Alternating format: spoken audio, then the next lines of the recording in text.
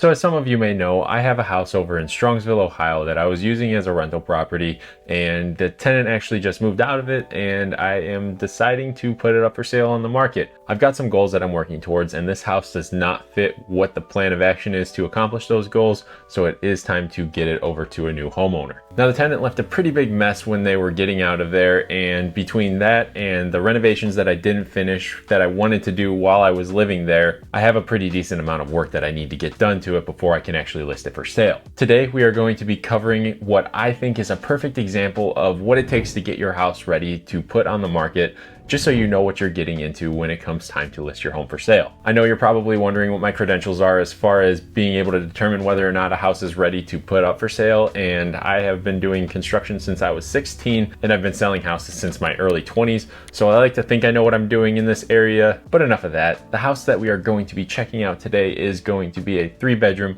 2-bathroom house. It's got an open concept living space. It's got an in-law suite down in the basement, and in that in-law suite it's got a full kitchen, so it is prepped for someone to use it as an Airbnb, or if they want to have family move in, they can do that as well. It's a really great setup for a homeowner to house hack, and that's what I was originally going to use it for. So after this tenant moved out, the first thing on my list of things to do was to get all of the trash picked up, because they left the exterior and the interior looking pretty rough, and I didn't want the neighbors to have the eyesore, and I needed to get a good idea of what I was working with, so that was first on my list. While I was cleaning all of this up, I noticed that there were just a ton of fruit flies in every single room in the house, and that didn't leave a great feeling for what I was getting into.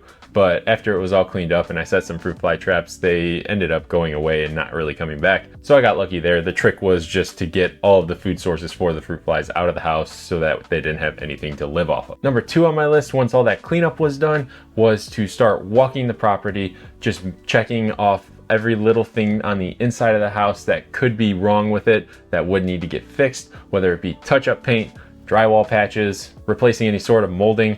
And luckily, since the house had been renovated within the last 2 years, there wasn't a whole lot that needed done in there as far as that goes. I was able to get away with minimal patches and minimal paint. Number 3 on my checklist was to start cleaning up the outside, and my first spot that I needed to get to was going to be right over by the septic tank in the front yard, because there were some trees that were growing there, and I swear when I moved out of this house, they were probably like shin height, and by the time I came back and checked on this about 1.5 years later, the trees were probably close to 10 to 12 feet tall. So I don't know what happened, but they just took off and sprung up, so I needed to get those cut down because I do not want those roots growing into the septic tank.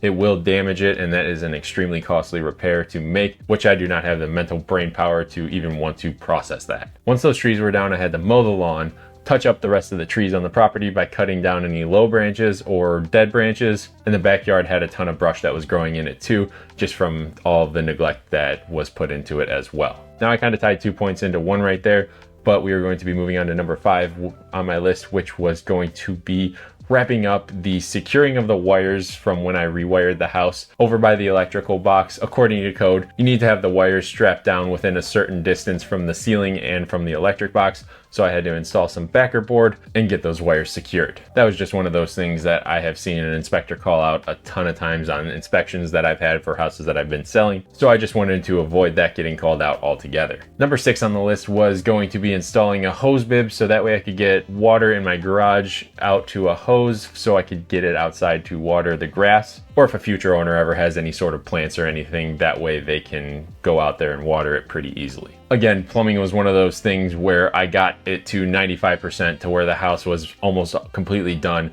and I just never touched those last few things that make living in the house extremely convenient. Number 7 on the list was to make sure that there were GFIs in every single spot that needed them, and GFIs need to be in all wet areas, which are going to include places like the garage, the laundry room. This house has 2 of them, so I needed to make sure that those were handled, kitchens, and anything on the exterior. That's just one of those things that an inspector is going to call out every single time as well, and it's a cheap fix that is easy to avoid. Number 8 on the list is when it starts to get a little bit extensive as far as the labor aspect goes for the work that needed done. I ended up reinforcing the retaining wall that is below the septic tank because it's on a pretty steep hill there where it butts up to the driveway, and it was starting to kind of fall over, and it just was really ugly. So I needed to get that straight again, and what I did was I dug out behind it, and then I set a bunch of 4x4s that I could screw the existing retaining wall to pull it back and give it that structural support so that way it starts to never work forward again. Once I did this, the whole front area was starting to look a lot better, and it's just a lot more welcoming as you approach the house, and you're not thinking that there are further issues with it right when you roll up, because there isn't. Number 9 on the list was to rebuild the retaining wall at the top of the hill in the backyard, because the one that was there that was made of railroad ties had previously failed. So on top of it looking bad, it actually functioned poorly as well, because water was actually funneling into the backside of the house. So what I did was I rebuilt that, got all of the dirt built so that it was washing the water away from the house. And I talk about this in all of my other videos. You need to make sure that there's no water getting anywhere near the foundation of the home, because that is going to cause you a lot of problems over time. Number 10 on the list was to build another retaining wall at the bottom of the hill in the backyard. And that one was easy because there are already 2 4x4s that were set. All I did was screw a bunch of 2x8s to it and then rebuild up the dirt behind it.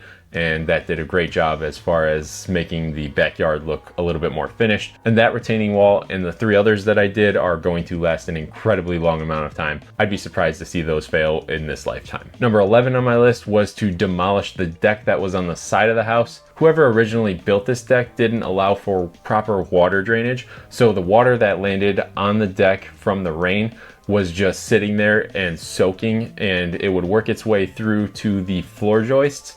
And when it hit the floor joists, over time those started rotting and it just looked horrible. I bet the deck was extremely cool when it was built with that cantilever effect off of the second floor of the house, but you can see underneath that they have sistered in new joists over time, and it obviously did not hold up. And there was something significantly wrong with it, because decks should never rot like that. So since the right side of the house could use a little bit of work, I ended up putting a railing over the sliding door on the side of the house, because if someone wants to just build a staircase going downwards, they have the ability to do that. Or if they want to build another deck off the side of the house, they're going to be able to do that as well. It's going to give the next homeowner the power to choose what happens. And I think that's a better scenario than building something that the next homeowner is not going to like and tear down anyways. Once all of that was completed, I moved on to number 12 on my list, which was pressure wash the exterior.